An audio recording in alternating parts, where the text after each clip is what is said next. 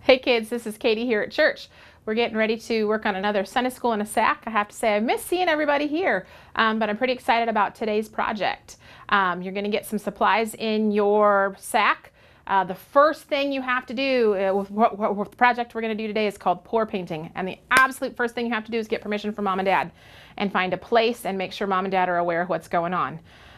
Get permission from mom and dad to have your paint out, and it's going to need to be a place that the paint can dry for probably 24 hours, and it's not going to be in the way. So once you do that, then we can get started.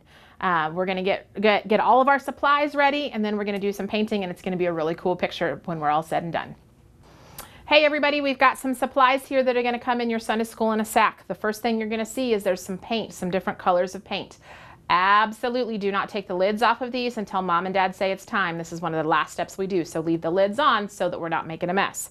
You're also going to have a clear plastic cup. We're going to use that for the pouring. So eventually this paint will get put in here so we can pour it on top of our canvas, which is this piece right here. There's the top side here. There also is the back side. That's not where the paint goes. We're going to put the paint on the top side that's all white.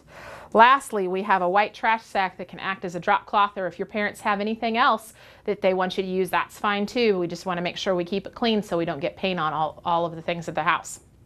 Next, we've got some supplies here that I recommend you guys get from around the house. The first thing is going to be some paper towels or some rags so that you can wipe your hands off or wipe up any drips that you have. Another important thing is going to be getting a pair of scissors so that we can get our trash sack ready to go so that we can spread it out and make a big drop cloth. Another option for drop cloths is at my house, sometimes we use a bucket. You can see I've done some painting in this before and this paint is dry. Make sure if you're going to use a bucket, you ask mom and dad and it's a bucket that they're okay with you using. This paint will peel off in the future, but it's kind of hard, so make sure it's not something that you want to look pretty unless you want paint pretty when you're done with it. The other thing you're going to need is something like this. It can be anything like this. I would recommend going to your recycling bin, getting a tin can.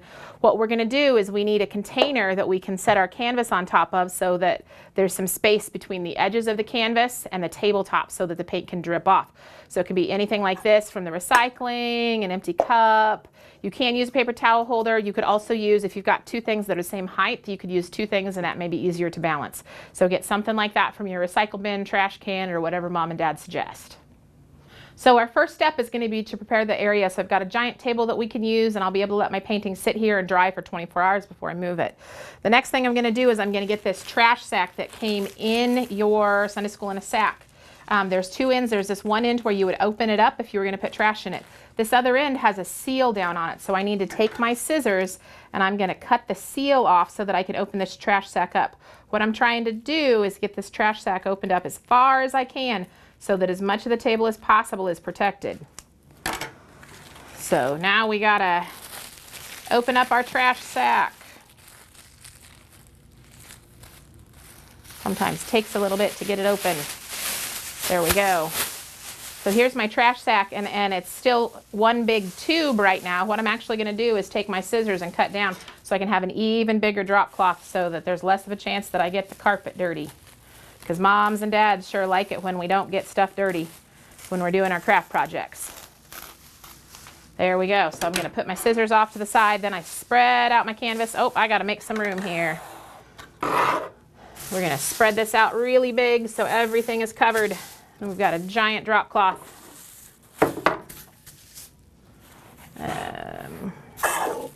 All right, now that I've got my drop cloth ready, I'm also going to go ahead and get my paper towels or my rags and get a couple of them ready to go before I even think about taking the lid off the paint so that I am ready to go. So I've got my recycled items. This one's not bad. You just are going to have to be able to set your canvas on it so that it balances. I like this one in particular because it's a little bit wider on the bottom than it is on the top, so it's going to be a little bit less tippy. So what I do is I can set that out and then set my canvas on it. We'll push that away from me just a little bit and I'll put it off to the side so you guys can see. The next thing I need to do is I've got my empty cup. Once mom and dad say it's okay, I'm going to get my colors and I can look at them. I've got a pink, a light blue, a bright green, and then a teal. What I'm going to do is real carefully take the lids off of my paint. This is a point in time too that I got to make sure that I'm sitting still and I'm not jumping around and bouncing because we don't want this paint to spill. So I get all the lids off my paint. Then I can pick a color, and I'm going to actually just start with the green because it's right here, and I'm going to pour a little bit of it in the bottom of my cup. And actually I should have shown you guys this before. I don't know if you can see it, but let me put my lid back on so that you don't, there may be a little bit of a ring of white in the bottom of the paint cup or on the sides, and that's okay. This paint, it's acrylic paint, and we mix it with something called Floetrol, which is white, to make it a little more runny so that it pours better. So if you see a few white, marbly looking strands through here, it's fine, don't worry about it. It won't hurt anything. And once it dries, it'll dry clear. So I've got some of my green paint, and then I think I'm going to go with teal next, put a layer of teal paint. And as I'm doing this, I want to try and pour real slowly and carefully.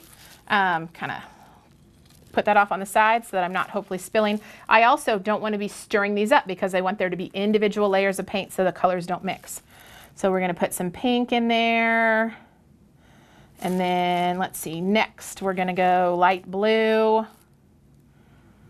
At this point I was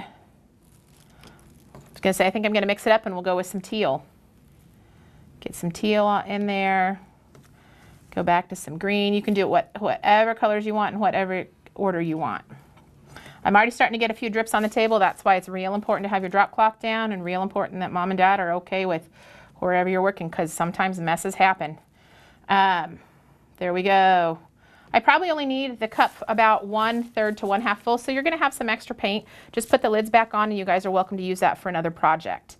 One of the things to keep in mind too is once I put this lid back on, there's going to be some wet paint underneath the bridge of that. So just be very careful. You might take your rag and dry it, wipe it off, or just put it in a spot that the paint can dry so that it's not making a mess and you're not grabbing it. We also see that I got some paint on my hand, and that's why we have our rags to try and wipe that off so that I'm not touching things, touching the walls, getting paint on stuff that I don't want paint on.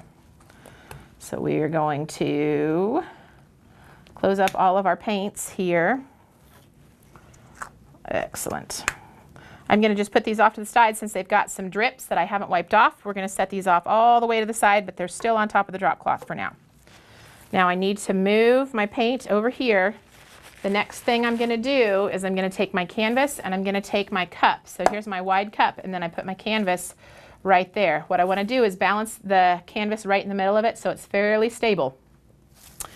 Then I'm going to take my cup, and you're going to start to pour. We're going to do something called the tree ring pour. So as I pour, you're going to see I'm going to try and make little tiny circles like the tree rings as it comes out onto the canvas. So we're going to make circles. And you see it's got all of these different colors of paint in there. And that's how it's supposed to look right now. Pour, pour, pour, pour, pour. There we go. That paint, as it's moving, then I'll just put that cup off to the side so it can dry. As the paint's moving, it's going to start to spread out. Now, this is the fun part. We're going to take it and we're going to slowly start tipping the canvas. You want to go real slow so it doesn't go fast, so you can control it. And you're just going to tip it so that that paint starts to spread out all over the canvas and to kind of stretch the colors out. And it's going to change as you're doing it. It's kind of cool because it looks different every single second of the way. So I'm going to work on trying to get the paint all the way to the edges. And you can see on the front edge, I'm just now seeing that. We're going to start to get some paint dripping off the side, and that's okay. That will happen. But I'm still going to, whoop, I can feel it on my fingers. You can wear gloves if mom and dad have gloves that they want you to wear too. That's okay. To help keep your hands a little cleaner. I'm just kind of, don't mind sticky things so my fingers just get messy. So I'm going to just keep pouring here, or tipping, to get it all the way to the edges. There we go. Oh, nope, I thought it was there. There we go. Then we're going to tip it back this way, get it spread out a little more. You kind of got to be patient to let the paint run. There we go. Run it this way a little bit. I'm trying real carefully to hold on to the back side and the very bottom of the corners. I don't want to be touching the top, because if you get fingerprints on it, it's kind of hard to get out. You also are welcome to have mom and dad do this part if that's helpful too. Mom and Dad can, you direct how you want them to tip it, but you can have Mom and Dad do the tipping so that you don't get your hands as dirty. If Mom and Dad would rather do that, that's fine too. Come on, paint. It's going, it's just a little slow. So you see how I've gone to pretty much to all 4 corners to get it spread out. So now we're going to kind of hold it down here to see if we can't get it on that bottom corner. When you guys can see it good, I can't. Can kind of move it over here to the side so we can both see it maybe. Come on, paint. While we're letting the paint drip down there, you can probably see up in this corner here, it's not quite completely covered, so I'm just going to real gently take my finger and dab it to get all of that white covered. It gets it a little smeary, but not too bad. Pull that down in that corner. There we go. It's coming.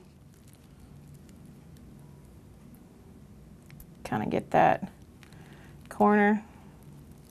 Oop, and there's part of that side. I don't know if you guys can see that right there. That's needs some paint. So yeah, I'll just check all the sides because ideally I want all those sides covered.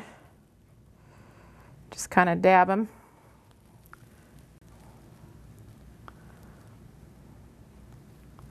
There we go. I think all of my sides are covered. Now I'm very carefully going to, if you like how it looks, you set it down on your cup. Sometimes you say, hey, I want, you know, a little bit more green down in this corner right here above my thumb, so I can hold it and let the green kind of soak that direction.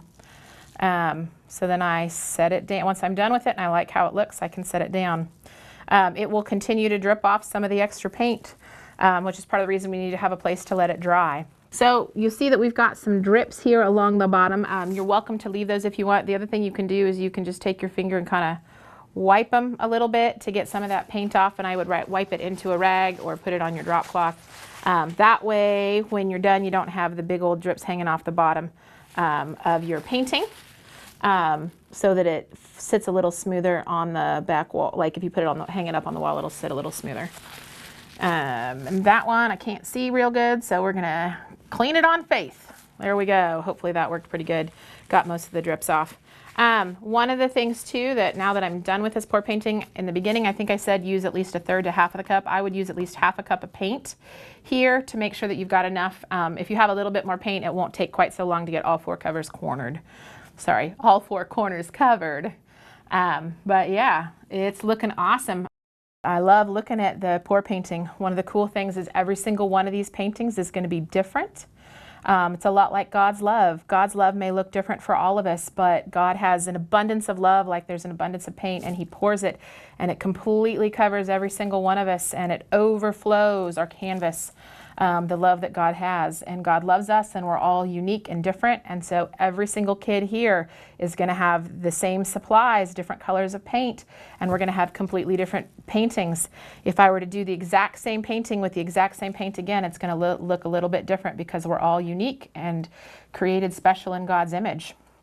But this painting, as we look at it, once it dries, you can hang it up on your wall and remember how much God loves you, that God's love floods your canvas, God's love covers you no matter what and always. We also know that we are special and unique, just like the colors in this painting, and every single one of us is created in the image of God, but in the special, unique image of God, and we all have lots of beauty in us.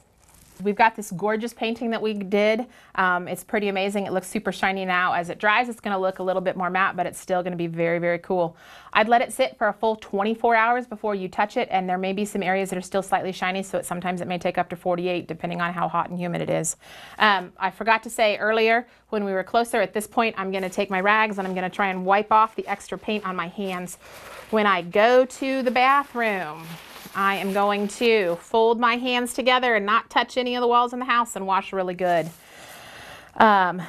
I would encourage everybody to have a whole lot of fun with this project. Once you're done with your pour painting, please have Mom and Dad take a picture and send it into church. We would love to see the unique art that you create. We would love to see God's love flowing over the canvas and all the uniqueness that every single one of you brings to us today. We miss having you in Sunday school, and we want you to know that we love you and God loves you, and we look forward to getting together again soon. Have a good night.